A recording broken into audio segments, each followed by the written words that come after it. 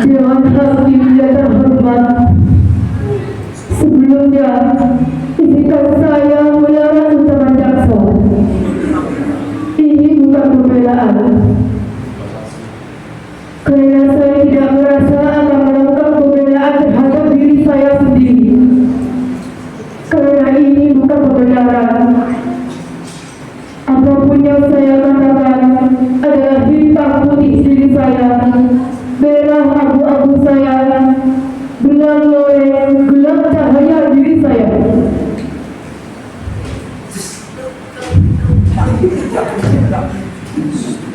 Nama saya Sumara, seorang perempuan, seorang TKW, seorang pembunuh dan seorang pesakitan. Apapun yang saya katakan, saya tidak peduli. Ini terakhir. Saya biarkan mulut saya bicara. Untuk itu, Dewan Hakim yang terhormat, izinkan saya untuk bicara. Jangan ditanya dan jangan dipotong. Kalau waktunya berhenti, saya akan diam selamanya. Kematian adalah kelahiran yang kedua. Untuk apa berbelit kalau itu sudah binaran dalam hidup saya?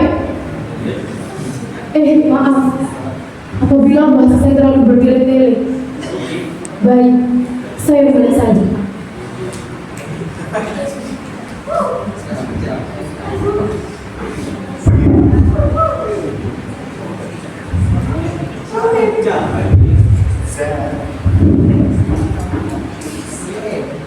Nama saya Sumara, umur kurang lebih 36 tahun.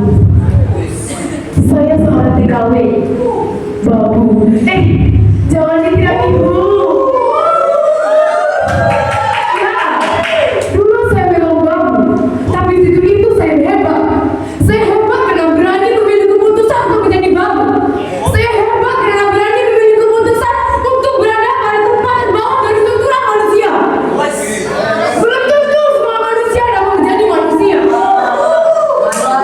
Inilah saya, Nama Sumara, menjadi babu, budak, buruh, sudah ada pilihan. Bertahun-tahun saya menjelajah kaki orang, merangkak di bawah kaki orang. Bertahun-tahun saya tahan mulut saya lihat dan saya tidak bicara. Dan bicara berarti bencana. Bencana bagi perut saya, perut Simba, dan bencana pula bagi para majikan. Tolong, kali ini jangan saya mendoa dan buka suara.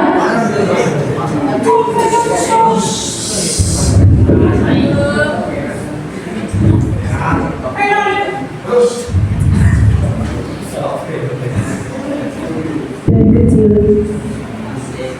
saya tidak pernah berani mendoakan wajah. Apalagi di Karangsari, desa tempat saya tinggal di sana.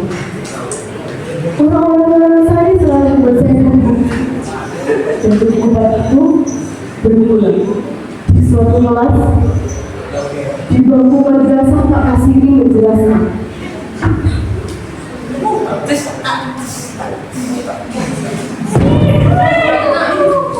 Perhatikan terlebih dahulu. Ini sangat penting.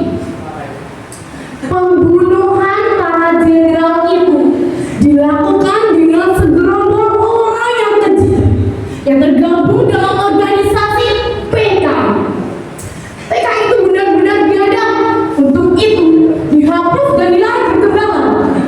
Semua adik-adik PKI dihukum.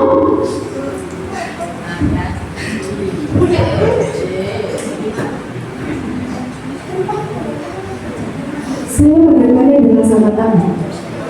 Sambil membayangkan betapa jahatnya orang yang membunuh para jenderal itu.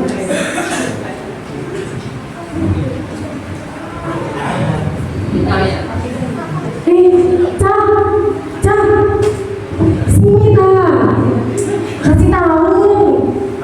Ternyata bapaknya Sumara itu orang PKI. Kagak dipakai.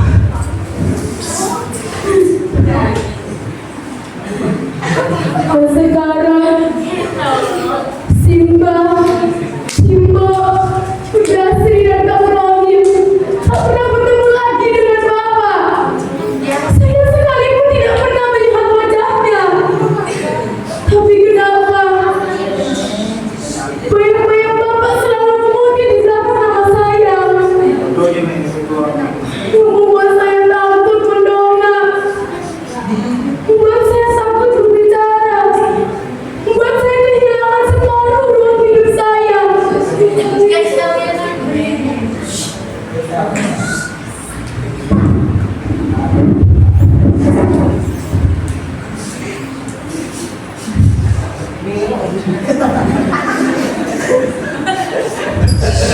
punya 3 ijazah dengan nilai yang cukup bagus.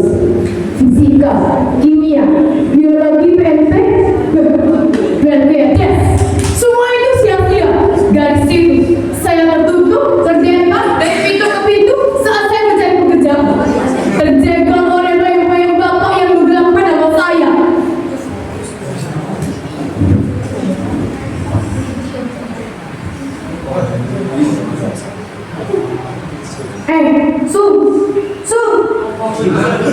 Kamu itu kok lucu ya? Kamu benar-benar mau jadi PNS? Kamu yakin? Kamu tahu betul masalah ini? Kamu juga tahu siapa bapakmu? Orang-orang kamu juga tahu siapa bapakmu?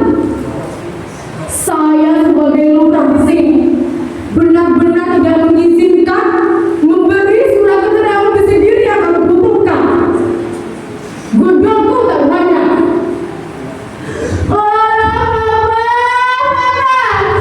Di mana kamu? Membongkar anak itu. Kalau bapak benar-benar bersalah, lantas apa iya? Aku, Simba, Yudhasi, Kamrohim harus menanggung dosa-dosa ini selamanya. Dikucilkan, dirampas hak kami, seperti sampah yang disingkirkan di negeri sendiri.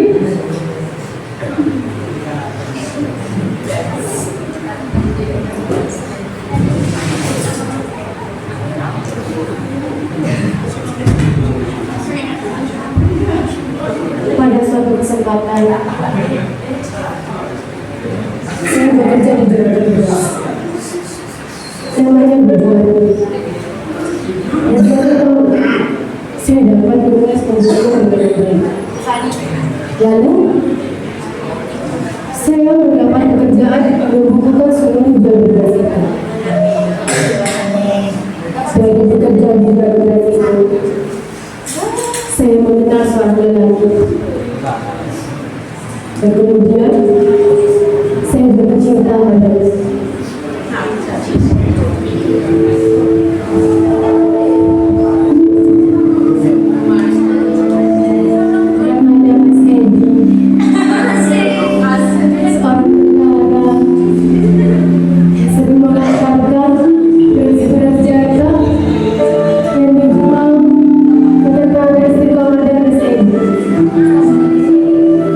Saya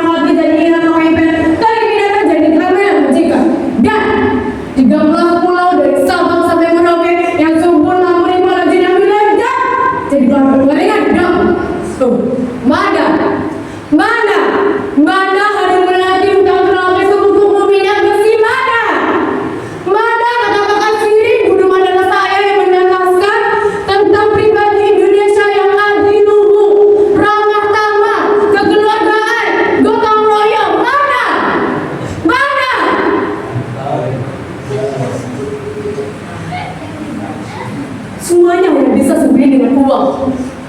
Di negeri sendiri, saya menjadi raja sobokan. Setengah gelap, tak boleh mendongakkan kepala dan bicara. Di negeri sendiri, saya dibebas sana, dibebas sini, digunting oleh pria-pria bapak yang dihitamkan oleh mereka untuk menggelapkan nama saya. Dan sekarang, di negeri asal, saya menjual impian untuk hidup yang lebih baik. Seluruh kenangan masa remaja saya, manis, pahit, getir, saya pikir semuanya dapat berubah. Saya pikir saya dapat bermetamorfosa dari ulat bulu menjadi kupu-kupu yang indah. Tapi ternyata Sumbarang tetap saja kandas.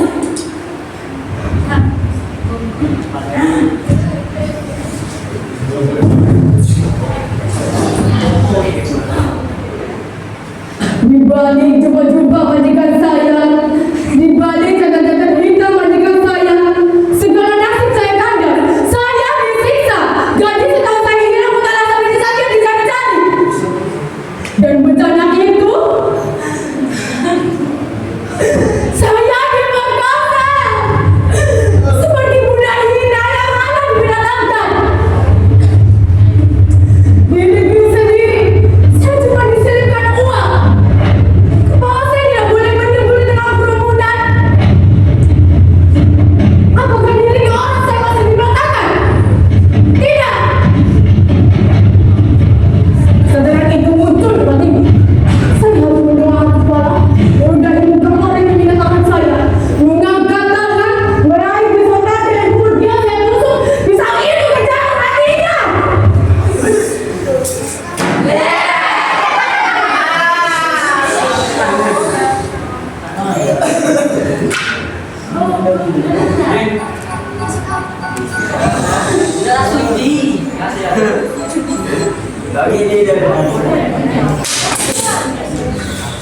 Macam itu saya bunuh. Semuanya, saya tahu saya akan menjadi gelap yang sesungguhnya.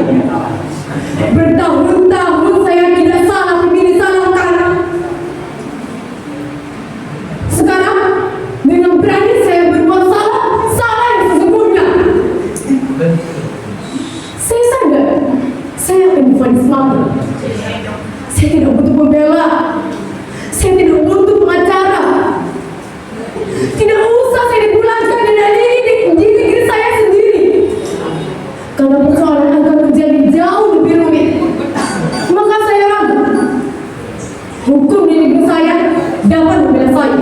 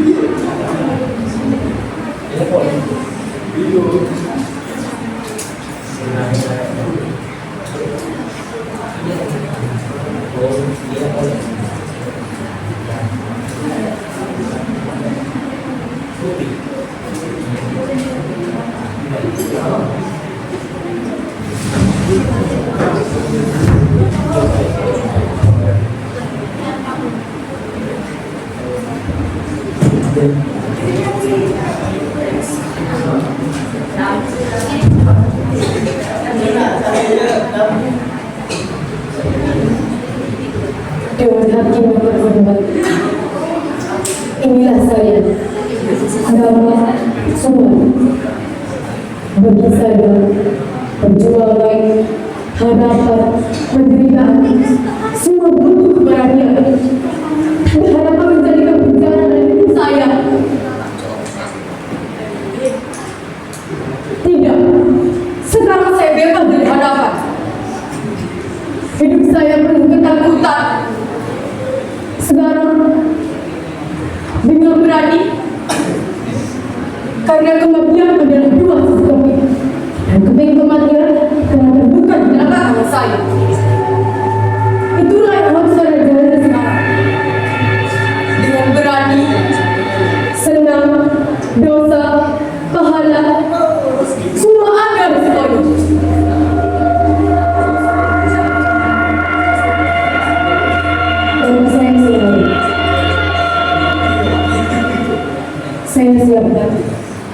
Karena saya orang yang